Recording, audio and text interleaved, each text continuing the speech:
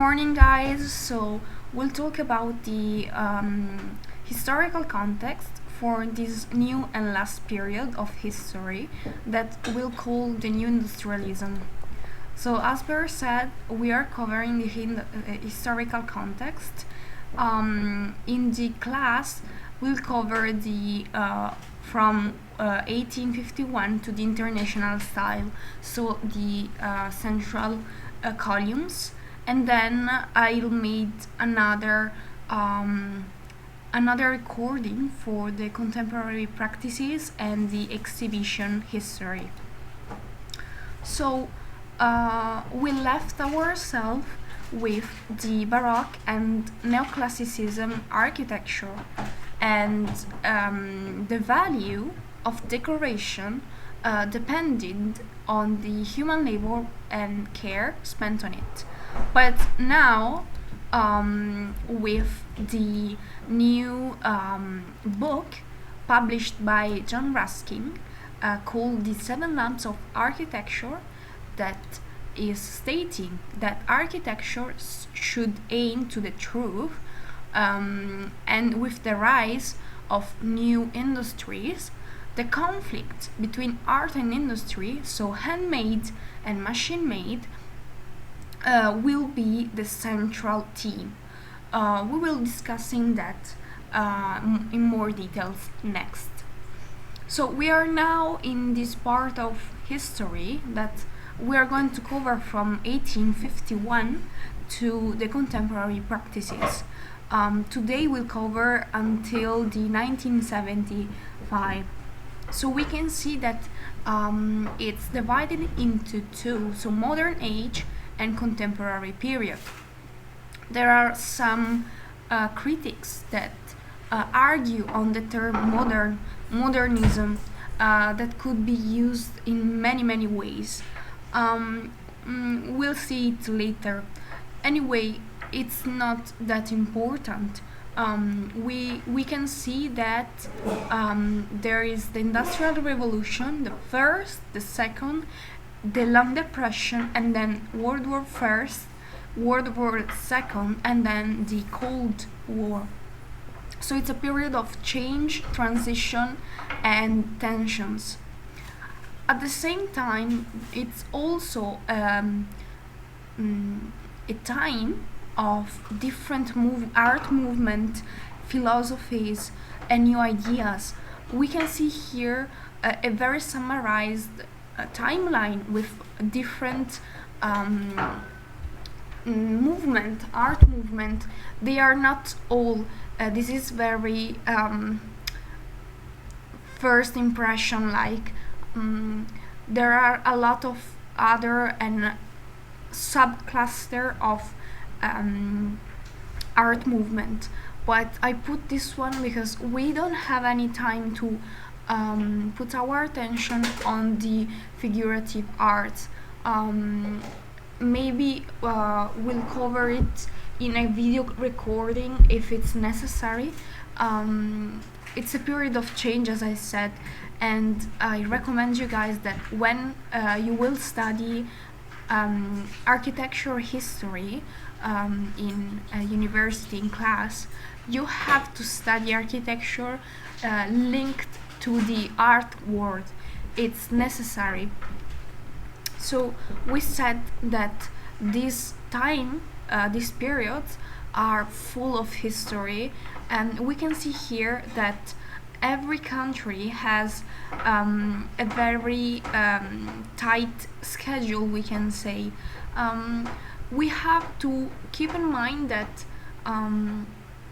in this time of history, with the industrialization, there's the rise of US and the fall of Eurocentric world. So the period between 1815 and 1850, so before the moment before our starting point, witnesses a significant shift from agrarian to industrial economies, particularly in Europe and North America.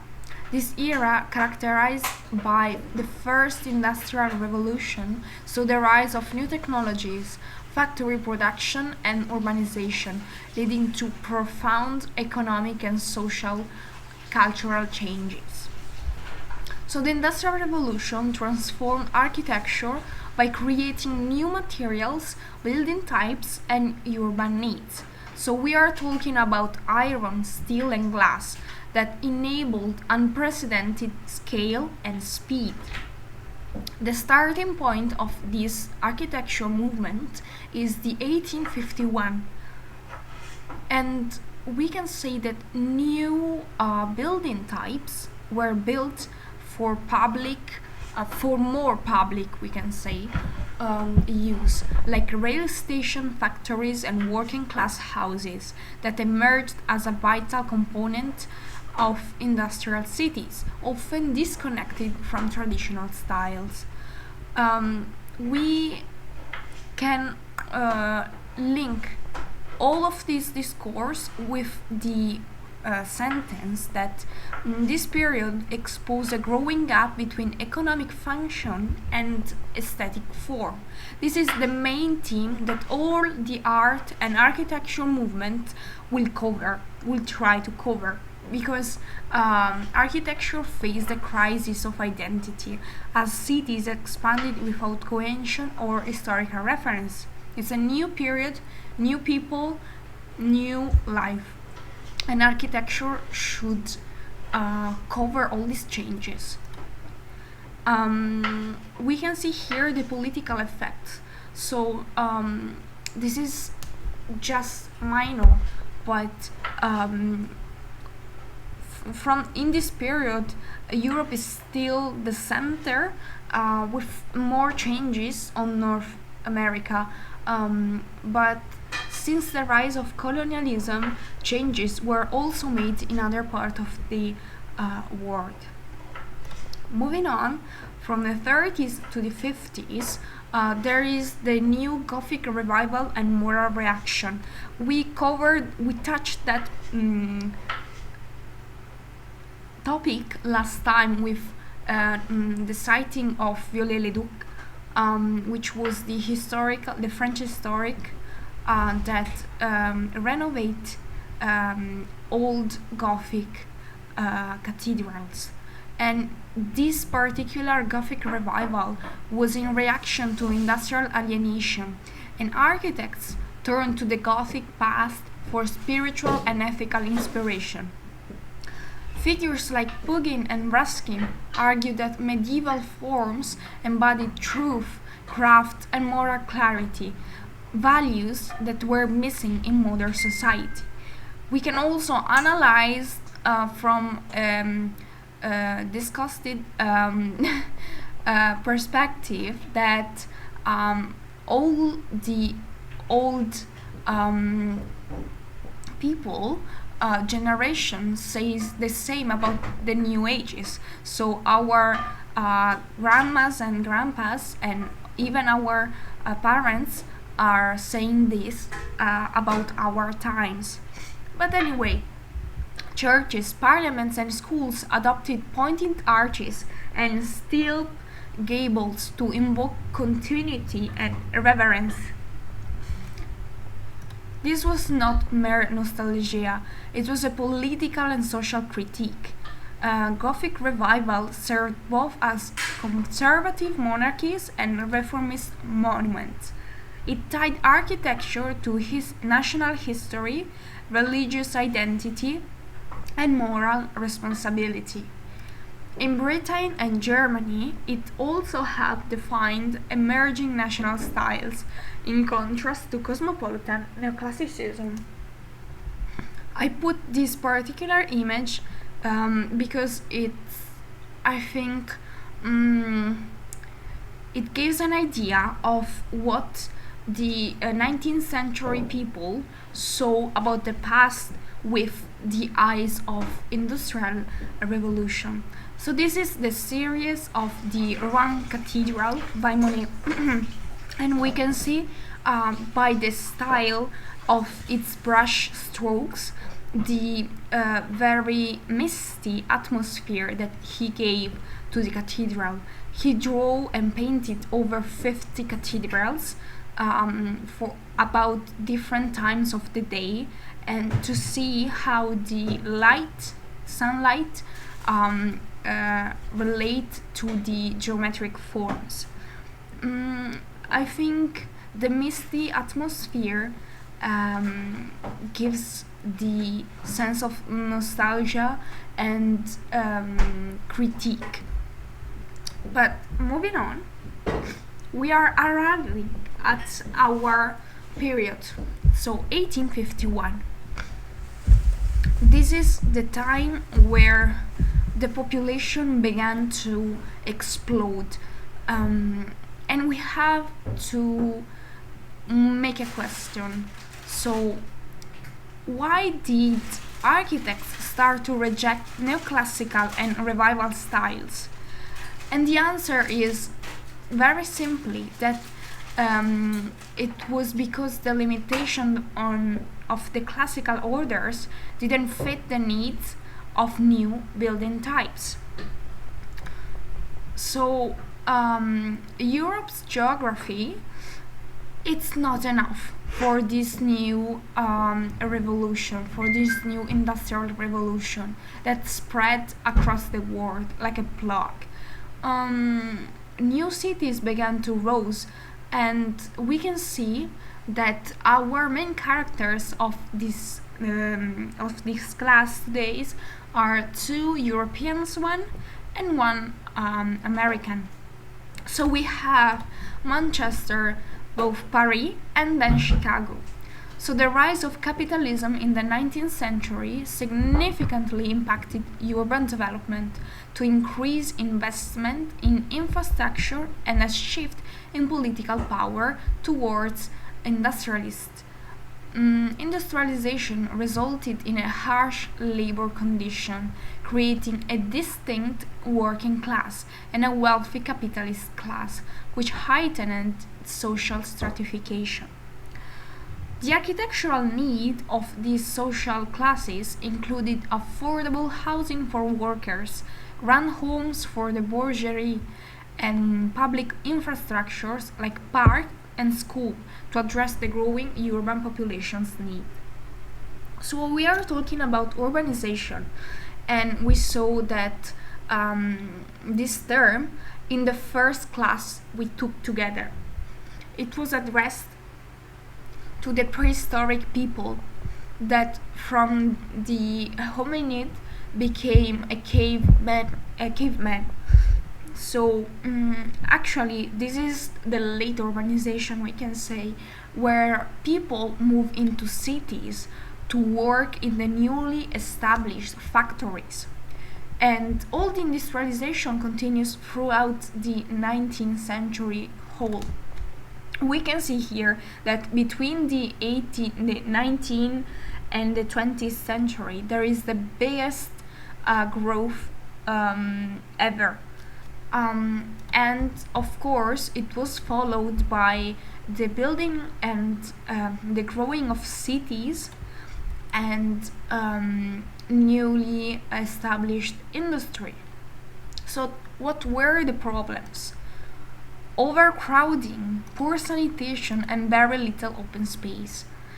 In the half of the 19th century, Liverpool, we use Liverpool as an example, faced severe urbanization and industrialization, leading to overcrowded and unsanitary living conditions for workers. This environment created a stark disconnection for the natural world, as industrial landscape replaced green spaces. But that's not the only problem. The rise of capitalism and the impact of urban development significantly transformed cities as they became the center of commerce and industry. This economic shift attracted a large workforce, leading to rapid urbanization and the expansion of infrastructure to support trade and labor. Capitalist principles encourage investment in public works, resulting in improved transportation and housing. However, the growth often prioritized the interests of the wealthy, creating social inequalities and highlighting the disparities between different urban populations. I think a very significant and impactful event was the Great Chicago Fire that actually burned down the city in 1871 due to its high population and high rising of the buildings. This is a very great tragic moment. As for the social structures, we see the effects of industrialization on labor and society that reshaped, as said, labor dynamics and social structures, leading to the emergence of new social classes. The traditional agrarian lifestyle were replaced by wage labor in factories. At the same time, a middle class emerged, composed of factory owners and professionals. This transformation influenced architectural needs, with affluent areas featuring grand buildings, while working class neighborhoods were characterized by overcrowded tenements, reflecting the stark contrast in urban society. As we said before, new types of public buildings were invented, like hospitals, public libraries, and train stations. The St. Pancras station at London is a very important one, as the exhibition center called Palais des Machines at the 1889 exhibition in Paris. A big component of this transformation was the development of iron as a reliable building material that gave architects another option for creating longer span and larger, more flexible spaces. So, iron is the first artificial material in architectural history, and its widespread use further reinforced the world's reliance on fossil fuels. So, understanding this, we can now begin to understand more the period of the Great Exhibition of 1851, which is our starting point. We didn't talk specifically about the Victorian style, but as you can see here, the Great Exhibition is the midpoint that take a gap between the early and late Victorian style. As we can see here, there is a quote by Siegfried Giedon, we'll see it later. It says that the Crystal Palace is a revolution in architecture from which a new style will date. And that's actually very true. The Great Exhibition of the Works of Industry of All Nations, this is the full name, housed in the Crystal Palace in 1851, was a significant event showcasing industrial and cultural achievement. The exhibition features over 100,000 exhibits from all around the world, including Britain and its colonies. It highlighted advancement in machinery, manufacturing, and scientific tools. Alongside industrial displays, the exhibition included cultural artifacts like silk, porcelain, and even stuffed elephant with howdah. The exhibition was a major success, drawing over 6 million visitors and leaving a lasting impression on Victorian Britain. So it was a groundbreaking structure that marked the unofficial beginning of the modern architecture and modern times. After the exhibition ended, the building was demounted and reassembled in a nearby city, where it served as a cultural center until it burned down in 1936. These innovative structures showcased the capabilities of iron and emphasized the use of standardized components, paving the way for new public buildings types and influencing architectural practices in the years to come. Early modernism emerged in the late 19th century and early 20s as a response to industrialization, emphasizing functionality and new materials like steel and glass. Key figures were Louis Sullivan and Frank Lloyd Wright. Meanwhile, the High Modernism, which developed in the early 1920s and 30s, featured a more rigorous application of modernist principle, characterized by abstraction and minimalism, exemplified by the international style. The GAT was the 1932 Museum of Art, MoMA, in New York exhibition that played a pivotal role in promoting European ideas into the US.